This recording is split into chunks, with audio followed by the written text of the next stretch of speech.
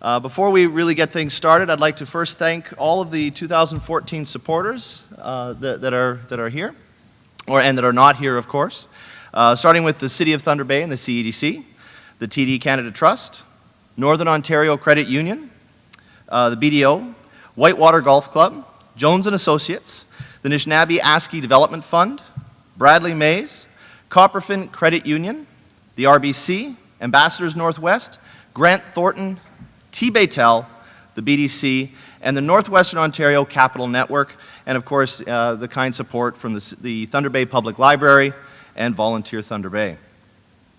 And of course, a very special thank you to netnewsledger.com, who is graciously providing this streamed online for everyone to see. So those that cannot attend the proceedings today will at least be able to see it online in the future.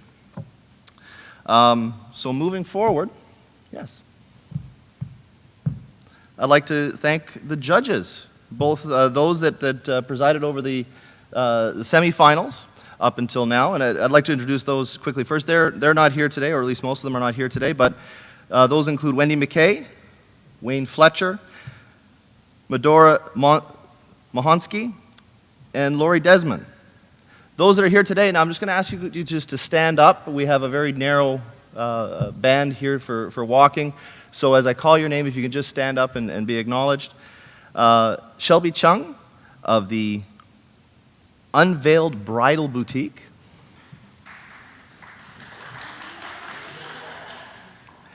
Deandra Singh.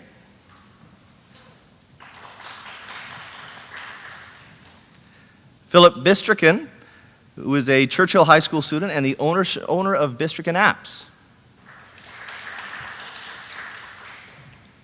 Chris Innes, small business advisor at the TD Bank. And Kathy Banning.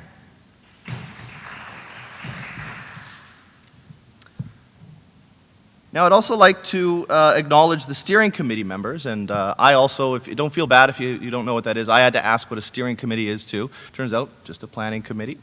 I'd like to just name those and thank them for their support for this event. Johnny DeBaker, Barb De Silva, Bedora Monsky, Michael Beggs, Wayne Fletcher, Lori Desmond, Casey Kerber, Deandra Singh, one of our judges, Wendy McKay, and Royden Potvin. Thank you. Okay, so let's get and move forward with our first finalist, who's here today. I'd like to introduce Elissa Field, who's has a very innovative business. And it's one of those business ideas that you hear and you think, well, why didn't I think of that? She's coming up to let us know about her business, Pet Parking. Elissa?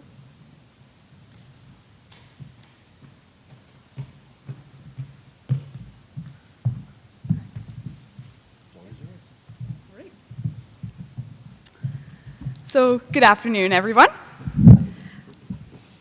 I would first like to start my presentation by saying thank you. I would like to say thank you to Thunder Bay Ventures for this opportunity for young entrepreneurs.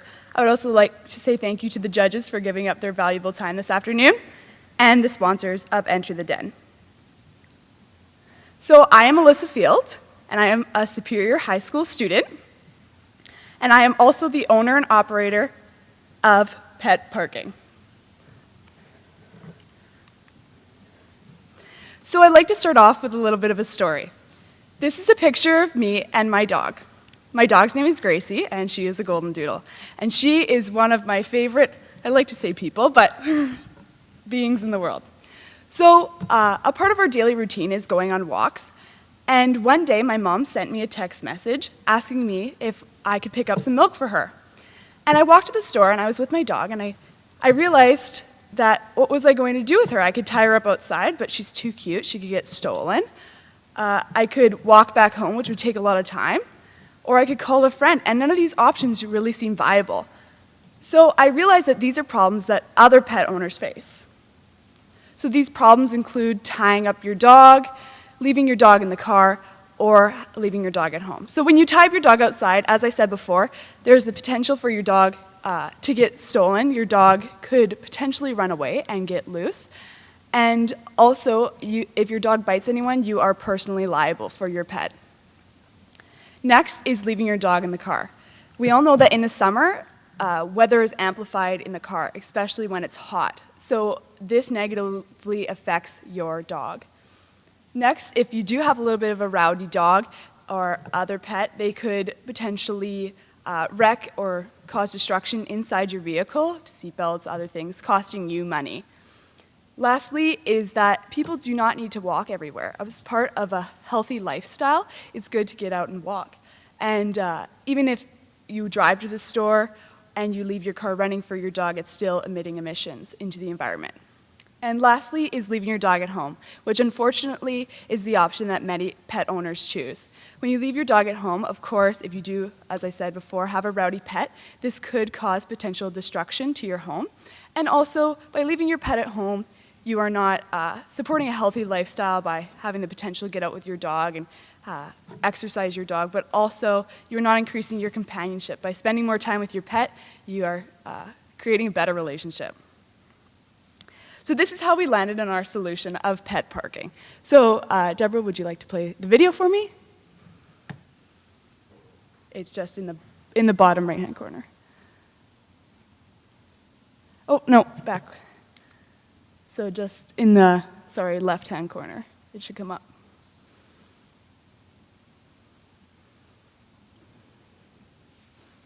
Okay, so pet parking is a secure pet crates outside of popular venues where an individual can lock up their pet and run their errands while the pet owner knows that their animal is safe and secure. So here is just our prototype. This is a little bit of a SketchUp.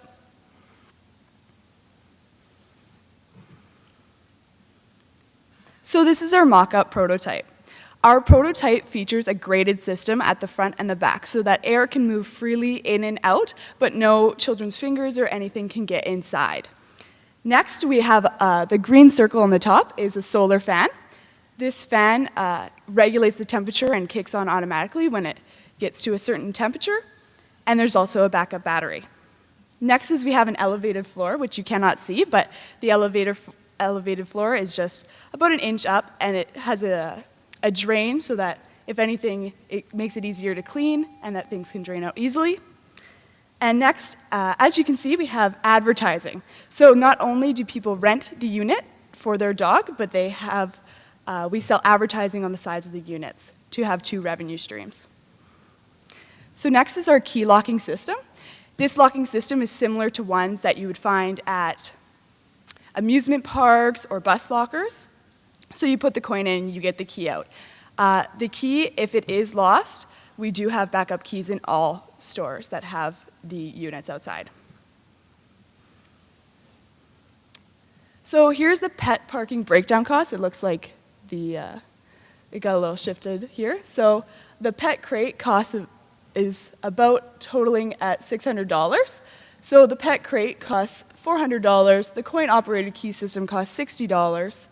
The solar panel fan costs $30. The Screen Prime grilled doors is about $12. The UV printing screen for the advertising is about $3, and the shipping costs are about $90, once again totaling at $594.53. So since this idea is new, I would just like to show the video one more time. Deborah, could you play the video for me again? Deb, could you play the video one more time? Thank you.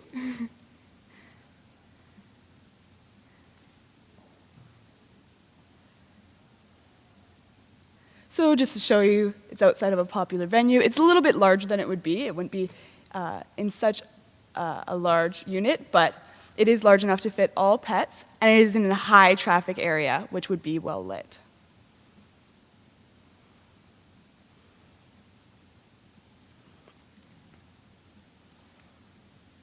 So there are many benefits to using our product. The first benefit is that it encourages a healthy lifestyle by enabling you to walk freely with your pet. Next is that it increases your companionship. By being with your pet more often and being able to go more places, you will start to increase your relationship by spending more time together.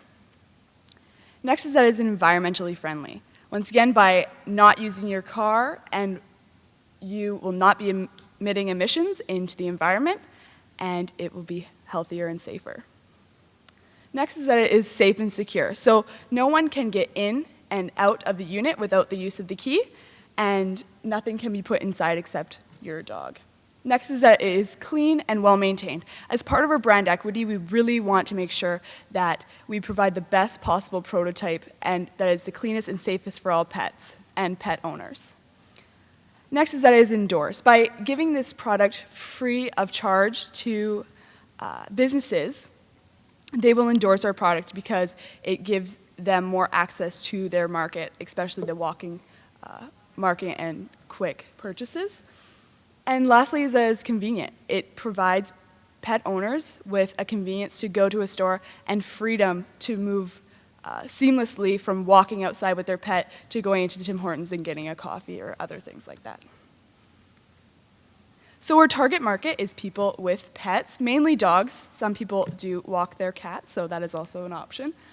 Walkers mainly, and people who do drive to stores, who do not want to leave their pet in the car. And lastly, store visitors. By offering advertising on the sides of the units, everyone is affected by the advertising when they walk into the store. So advertising is a big part of our business plan.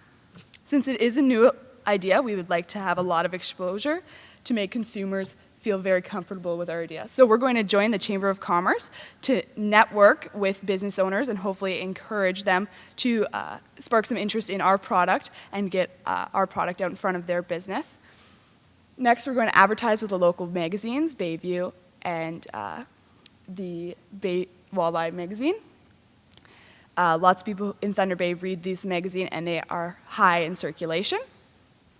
Next, we would like to advertise at trade and pet shows and the local market. Lots of people who attend the local market are environmentally conscious and prefer a healthier and safer environment.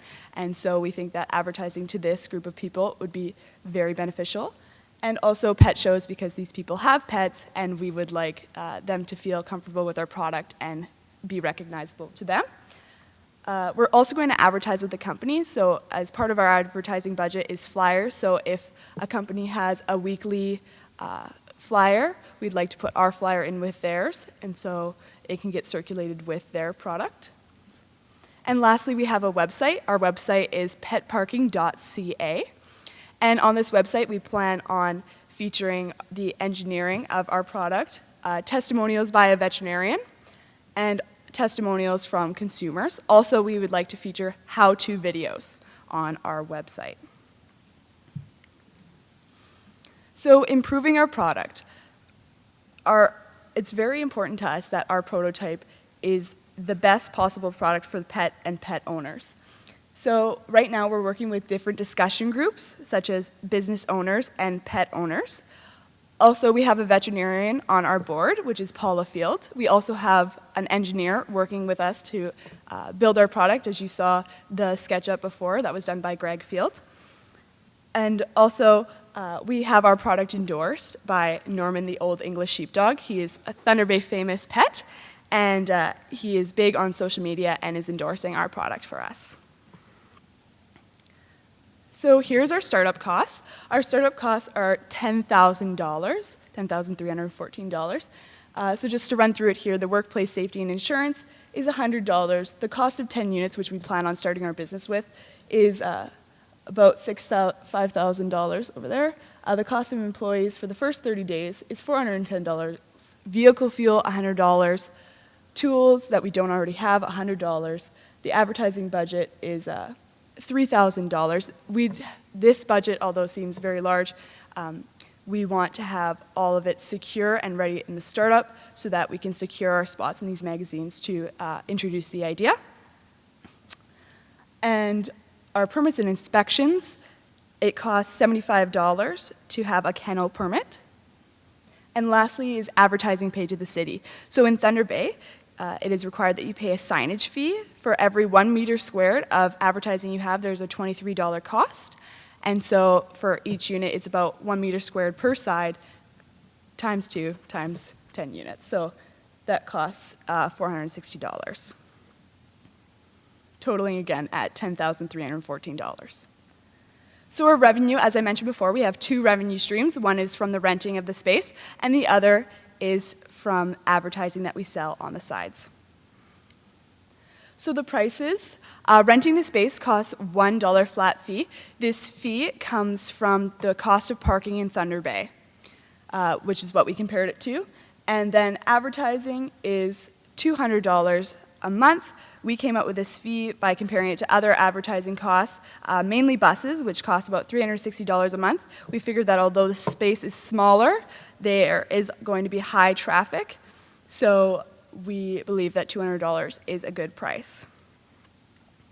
So here's our income statement.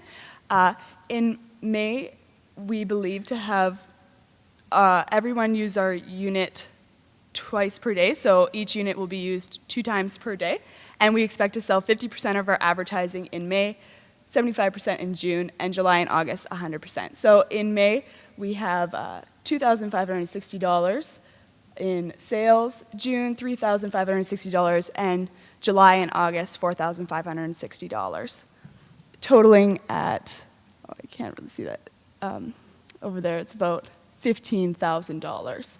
And then our expenses are $11,000. So if you can see below, our profit after the 4 months would be about $3,500. The red here, we have a carry forward, and our payback period is 3.5 months on our initial investment. Oh, sorry. So if we carry this forward, over the winter months, we don't expect people to really use the units as much in the winter since people will not be walking as much. So we still expect to sell full of our advertising, which would be $4,000, and we averaged out about $1,000 expenses per month, which would be $3,000 in profit before taxes, totaling at $27,403 in profit for the year before taxes, which is a 274% return on investment. So here's our net cash statement. If you go through it, instead of paying myself back over the 3.5 month period, I intend to pay myself back with $1,000 per month and keep as much money in the business as possible. So by doing this, it's for contingency purposes and to minimize the risk of being undercapitalized. We also would like to invest a lot of money in research and development and to add units.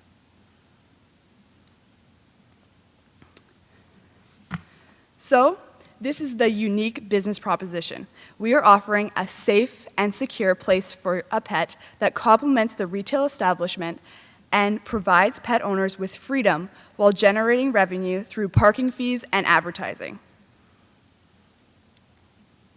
So now, when Gracie and I go for a walk, we can walk confidently, safely, and securely. Next time we go to grab a bag of milk. Pet parking. Secure and safe for your pet. Thank you.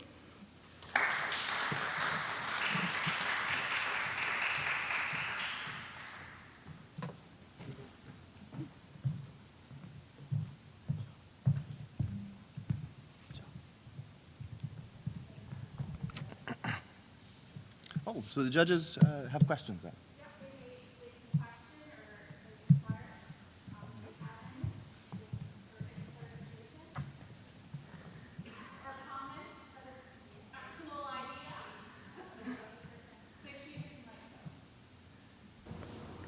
Hi. Ooh, it's loud. Sorry. Hi, thanks for that presentation. That was wonderful. You did a very nice business plan as well that was presented to us in advance. I did have a couple of questions regarding the presentation this morning, and hopefully you'll be able to give us some answers. And maybe I'll ask the 3 questions that I have first, and then you can address them after. So the first question is related to your rental customers. I just wanted to find out if you had defined who your rental customers will be, and if you had actually done any market analysis and talked to any of the potential customers that you had in mind. Secondly, with those rental customers, I was wondering if you did any sort of cost analysis, or if who would be covering the expense of creating the artwork that goes on the display? So, and weather resistancy and all that kind of stuff for that kind of artwork, because the rental income to me at first glance looks quite low if you have to cover all of those expenses. And lastly, in your expenses and your workman's compensation comments, you didn't really address the winter months, and so at first I thought that this was just a seasonal business. When you spoke just now, you talked about the winter months and the low volumes that you expect over those times, so I was wondering if you incorporated in costs in your maintenance budget for snow removal and making sure that the area is clean. Okay, so the first question, sorry, could you just repeat that one more time? The first question was? Sure, it was related to who your target customers are and if you did any market studies with them and got feedback from any of the potential customers. Well, we have talked to potential customers. Most of our target market is really younger, walking individuals with pets. So mainly between the ages of 25, 45. We have talked a lot with these pet owners. Their main concern is around cleanliness and the space for their pet, and they do seem very interested. They think that it's a very good idea, and it gives them a lot more freedom. Sorry, what about the rental customers for the ad revenue? Okay. So the rental customers, mainly what we're going to do with regards to pricing and costs there is that the cost just comes from, the $200 is just for the renting of the space, so they have to come up with their own artwork and all of that. And then lastly, that $1,000 in expenses per month will cover the snow removal and the maintenance and other fees such as that. Thank you. Thank you.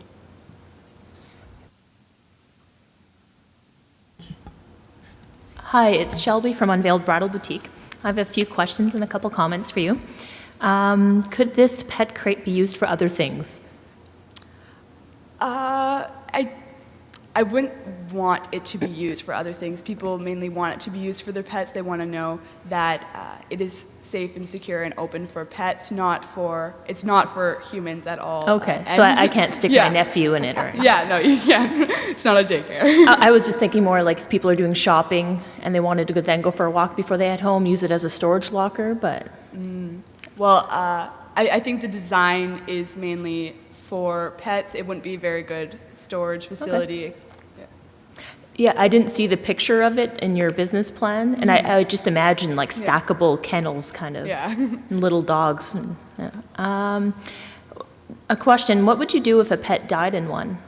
Well, we do have product liability insurance. Also, on the inside of our crate, we have a liability waiver stating that we are not personally responsible for your pet and that it is the owner's responsibility. So we do have product liability insurance if that were to happen. Okay. Have you looked into purchasing the .com for your website? Yes, we just purchased we don't have the .com, we have the .ca. So we have petparking.ca, secured. Have you looked into the .com? Yes, it is $2,500. Gotcha. The only reason why I mentioned that is because for my business, I did not buy the .com.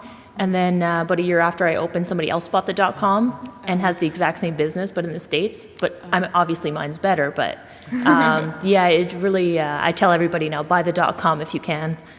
But $2,500 is pretty steep, so. What would you do for abandoned pets? Would there be some sort of signage on the crate, a phone number they could call? Yes, we do have a 1-800 number, and just as shopping carts are incorporated in inspections from stores, we expect that stores will also inspect the crates and call the 1-800 number. We also plan on partnering with the local and Canadian Humane Society to get them on board and have our 1-800 number also connected to their number if that were to happen, if someone was to leave their pet inside. Okay, and I have two comments. One is, have you ever looked into applying for a grant? I know that NOHFC has recently gone to more of a manufacturing spin, and I think your business would fit really well into that. And the second comment is that, have you considered possibly creating an app for your pet crates. I know this goes right up your alley, because I carry my cell phone around, and as a person who I walk my dogs, I'm like, oh, I need to get milk. Which store around here has a pet crate? Yeah, that is definitely something that we have considered. We also feature a map on our website of where all the locations are. So if you do have your smartphone, you could see where it was. So we would like to have an app. Also, in the future of our product, in bigger cities, since Thunder Bay is a little bit of a tougher market, we do plan on changing our locking system. Our locking mechanism would be electronic and the use of a credit card. So instead, it would be attached to your credit card or smartphone, and you could transfer payments that way. Excellent. Thank you very much. Thank you.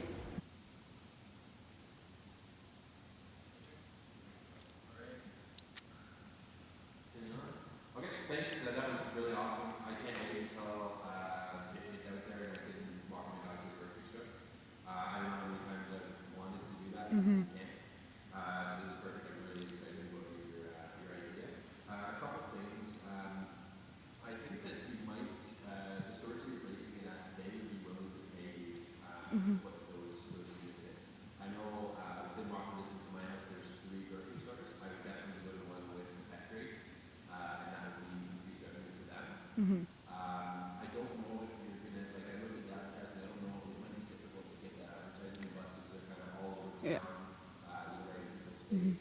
So I think the real revenue would be the rentals. You could also sell, like, patent this unit and sell them elsewhere, and you wouldn't even have to manage it. And you could pay the stores whatever the cost was to put the units in. Yes, in our future plans, we would like to still have some units, maybe sign a contract with the city, and then sell units to franchises, to sell units to stores, and then collect royalties off of the units themselves. Yeah, you could Yeah. sell units to the stores. Yes, yeah, exactly. But yeah, I think that's an awesome idea. I'm really excited about it. Thank you very much. I think it's going to be huge, so yeah, good going. Thank you.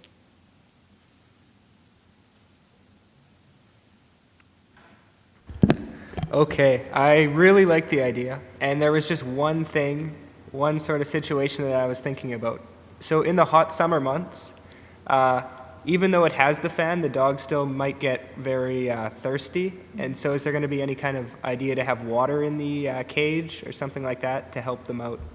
Well, typically when we talk to pet owners, when they go on a trip or if they're walking with their pet, it's about a 15-minute time that the max that they will go shopping for. So usually in that time period, dogs won't need water, but you're right, in the hot summer months, that could be an option. But we do plan on trying to keep it as cool as possible in the crate using the solar paneled fans, for sure.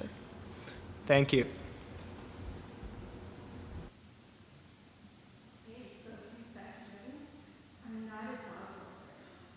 Ooh. But let me tell you why I love this. When I walk down the street and someone has their dog chained to a tree, I have to cross the street because I'm so terrified of what that dog will do. But now if the dog is in his pet cage, then I don't have to cross the street. I don't have to be afraid. I can just walk confidently down the street knowing that the dog is in the pet therapy and it won't be able to harm me. So I look at it. Thank you.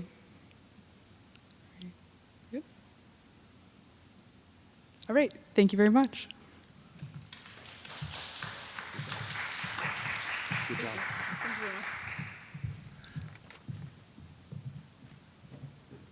Okay, before we move on to the